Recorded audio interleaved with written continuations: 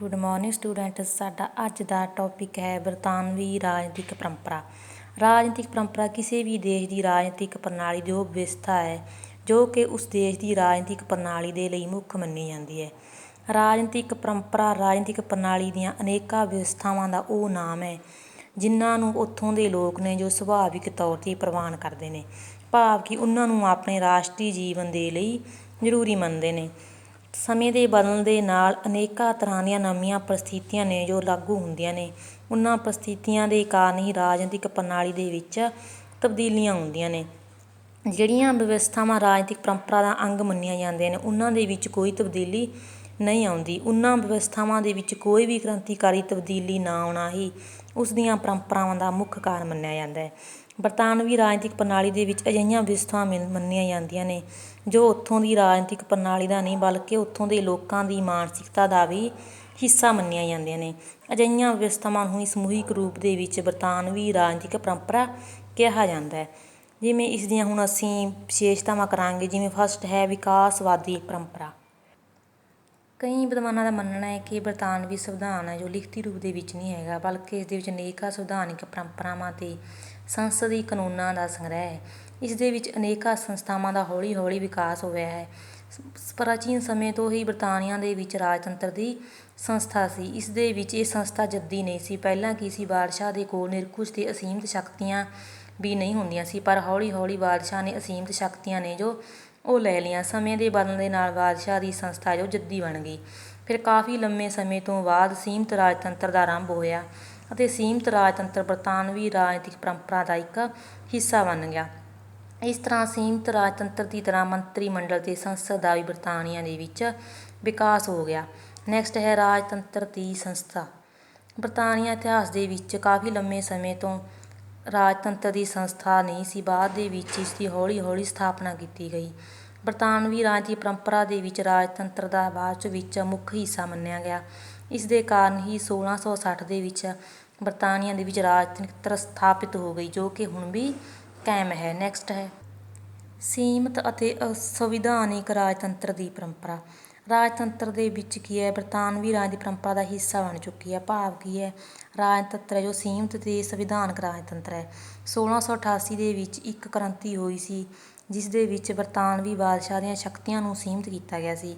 ਜਦੋਂ ਜੇਮਜ਼ ਦੂਜਾ ਇੰਗਲੈਂਡ ਦਾ ਤਖ਼ਤ ਛੱਡ ਕੇ ਗਿਆ ਸੀ ਤਾਂ ਕੀ ਹੈ, ਇਸ ਦਾ ਤਖ਼ਤ ਹੈ ਜੋ ਖਾਲੀ ਹੋ ਗਿਆ ਸੀ। ਪਰ ਬਾਅਦ ਦੇ ਵਿੱਚ ਸ਼੍ਰੀਮਤੀ ਮੇਰੀ ਜੇਮਜ਼ ਦੂਜੇ ਦੀ ਪੁੱਤਰੀ ਸੀ ਅਤੇ ਉਸਦੇ ਪਤੀ ਵਿਲੀਅਮ ਨੂੰ ਬੁਲਾਉਣ ਦੇ ਉੱਪਰ ਉਹਨਾਂ ਨੂੰ ਬਰਤਾਨੀਆ ਦਾ ਸਮਰਾਟ ਜੋ ਬਣਾਇਆ ਗਿਆ। ਇਸ ਦੇ ਨਾਲ ਕੀ ਹੈ, ਇੱਕ ਐਕਟ ਪਾਸ ਕੀਤਾ ਗਿਆ ਜਿਸ ਦੇ ਵਿੱਚ ਸੀਮਿਤ ਰਾਜਤੰਤਰ ਅਤੇ ਸੰਸਦ ਦੀ ਸਰਵਉੱਚਤਾ ਦਾ ਸਿਧਾਂਤ ਨਿਸ਼ਚਿਤ ਕੀਤਾ ਗਿਆ। ਅੱਜ ਦੇ ਲੋਕਤੰਤਰੀ ਯੁੱਗ ਦੇ ਵਿੱਚ ਬਰਤਾਨਵੀ ਰਾਜਤੰਤਰ ਹੈ ਜੋ ਪੂਰਨ ਤੌਰ 'ਤੇ ਸੁਰੱਖਿਅਤ ਹੈ। ਸਮਰਾਟ ਦੇ ਕੋਲ ਕੋਈ ਵੀ ਸ਼ਾਸਨ ਸ਼ਕਤੀ ਨਹੀਂ। ਸ਼ਾਸਨ ਸ਼ਕਤੀ ਮੰਤਰੀ ਮੰਡਲ ਦੇ ਹੱਥ ਵਿੱਚ ਹੁੰਦੀ ਹੈ, ਭਾਵ ਜੋ ਕਿ ਸਮੂਹਿਕ ਤੌਰ 'ਤੇ ਕਾਮਨ ਸਦਨ ਦੇ ਲਈ ਉੱਤਰਦਾਈ ਹੁੰਦਾ ਹੈ। ਉਹ ਮੰਤਰੀ ਮੰਡਲ ਦੇ ਅਨੁਸਾਰ ਹੀ ਚੱਲਦਾ ਹੈ। ਨੈਕਸਟ ਹੈ ਸੰਸਦੀ ਸ਼ਾਸਨ ਪ੍ਰਣਾਲੀ ਦੀ ਪਰੰਪਰਾ। ਇੰਗਲੈਂਡ ਦੀ ਸੰਸਦ ਨੂੰ ਕੀ ਹੈ, ਸੰਸਾਰ ਦੀਆਂ ਸੰਸਦਾਂ ਦੀ ਜਨਨੀ ਮੰਨਿਆ ਜਾਂਦਾ ਹੈ। ਇੰਗਲੈਂਡ ਦੇ ਦੁਆਰਾ ਹੀ ਅਨੇਕਾਂ ਤਰ੍ਹਾਂ ਦੀਆਂ ਦੂਜੇ ਦੇਸ਼ਾਂ ਦੇ ਵਿੱਚ ਵੀ ਸੰਸਦੀ ਪ੍ਰਣਾਲੀ ਹੈ ਜੋ ਅਪਣਾਈ ਜਾਂਦੀ ਹੈ। ਇਹ ਪ੍ਰਣਾਲੀ ਬਰਤਾਨਵੀ ਰਾਜਨੀਤਿਕ ਪਰੰਪਰਾ ਦਾ ਇੱਕ ਮੁੱਖ ਹਿੱਸਾ ਮੰਨਿਆ ਜਾਂਦਾ ਹੈ। ਸ਼ਾਸਨ ਪ੍ਰਣਾਲੀ ਦਾ ਵਿਕਾਸ ਹੋਇਆ ਅਤੇ ਇਹ ਪ੍ਰਣਾਲੀ ਹੈ ਜੋ ਮੁੱਖ ਮੰਨੀ ਜਾਂਦੀ ਹੈ। ਭਾਵੇਂ ਕੀ ਹੈ ਉੱਥੇ ਰਾਜਤੰਤਰ ਹੈ ਪਰ ਬਾਦਸ਼ਾਹ ਨੂੰ ਆਪਣੇ ਕਾਰਜ ਨੇ ਮੰਤਰੀ ਮੰਡਲ ਦੀ ਸਲਾਹ ਦੇ ਅਨੁਸਾਰ ਹੀ ਕਰਨੇ ਪੈਂਦੇ ਨੇ।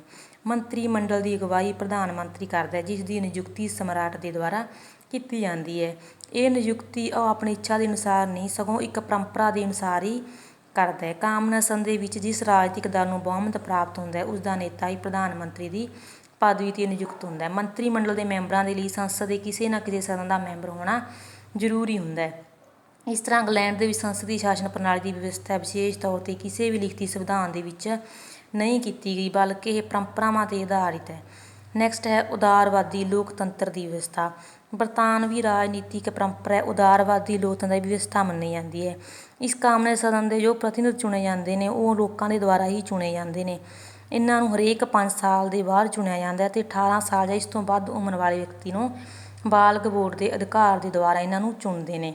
ਕਿਸੇ ਕਾਨੂੰਨ ਨੇ ਬਰਤਾਨਵੀ ਲੋਕਾਂ ਦੇ ਲਈ ਨਾਗਰਿਕ ਅਤੇ ਰਾਜਨੀਤਿਕ ਅਧਿਕਾਰਾਂ ਦੀ ਵਿਸ਼ੇਸ਼ ਤੌਰ 'ਤੇ ਵਿਵਸਥਾ ਨਹੀਂ ਕੀਤੀ ਗਈ ਪਰ ਉੱਥੋਂ ਦੇ ਨਾਗਰਿਕਾਂ ਨੂੰ ਸਾਰੇ ਅਧਿਕਾਰ ਪ੍ਰਾਪਤ ਨੇ ਜੋ ਉਦਾਰਵਾਦੀ ਲੋਕਤੰਤਰ ਲਈ ਦਿੱਤੇ ਜਾਂਦੇ ਨੇ।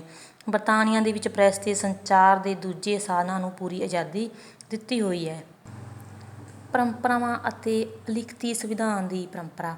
ਬਰਤਾਨੀਆ ਦੇ ਵਿੱਚ ਜਿਹੜਾ ਵੀ ਸੰਵਿਧਾਨ ਲਿਖਤੀ ਰੂਪ ਦੇ ਵਿੱਚ ਦਿੱਤਾ ਗਿਆ ਹੈ ਉਸ ਦਾ ਵੀ ਪੂਰੀ ਚੰਗੀ ਤਰ੍ਹਾਂ ਨਹੀਂ ਮਿਲਦਾ। ਨਾ ਹੀ ਬਰਤਾਨੀਆ ਦੇ ਵਿੱਚ ਕੋਈ ਸੰਵਿਧਾਨ ਦਿਵਸ ਮਨਾਇਆ ਜਾਂਦਾ ਹੈ। ਇਹ ਤਾਂ ਹੌਲੀ ਹੌਲੀ ਪਰੰਪਰਾਵਾਂ ਵਿਕਸਿਤ ਹੋਈਆਂ ਨੇ ਅਤੇ ਇਹਨਾਂ ਦੇ ਆਧਾਰ 'ਤੇ ਹੀ ਇਸ ਨੂੰ ਮੰਨਿਆ ਜਾਂਦਾ ਹੈ। ਸਮਰਾਟ ਜੋ ਸੰਸਦ ਦੇ ਦੁਆਰਾ ਪਾਸ ਕੀਤੇ ਕਾਨੂੰਨ ਨੂੰ ਆਪਣੀ ਪ੍ਰਵਾਨਗੀ ਦੇਣ ਤੋਂ ਇਨਕਾਰ ਨਹੀਂ ਕਰ ਸਕਦਾ। ਸਮਰਾਟ ਨੇ ਆਪਣੇ ਕਾਰਜ ਮੰਤਰੀ ਮੰਡਲ ਦੀ ਸਲਾਹ ਦੇ ਅਨੁਸਾਰ ਹੀ ਕਰਨੇ ਪੈਂਦੇ ਨੇ। ਪ੍ਰਧਾਨ ਮੰਤਰੀ ਦੇ ਕਹਿਣ 'ਤੇ ਉਹ ਕਾਮਨ ਸਦਨ ਨੂੰ ਭੰਗ ਕਰ ਦੇਵੇਗਾ।